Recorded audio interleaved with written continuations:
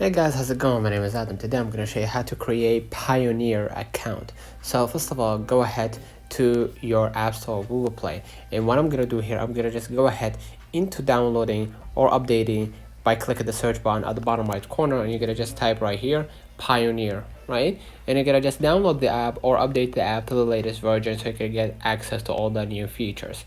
Now what I'm going to do, I'm going to just go ahead to my browser. And if you want to sign up to Payoneer, just go ahead and enter your details like name, email, date of birth, address, and phone number, and then enter the password and choose a security answer and question. It's important to select the security answer and question because you want to get back to it later as a backup plan to get access to your account, and then using the email addresses as your Payoneer user name. So if you want to sign up, you can just go ahead to sign up to Payoneer, and as we said before, you're gonna enter your username and everything basically by clicking sign up, and you're gonna follow along the instructions, right? And here, as you can see, it's in Arabic, but basically you need to answer the question if you are the person who is a marketer, seller, independent, or small company, and you can just select individual as an individual. If you want to use that account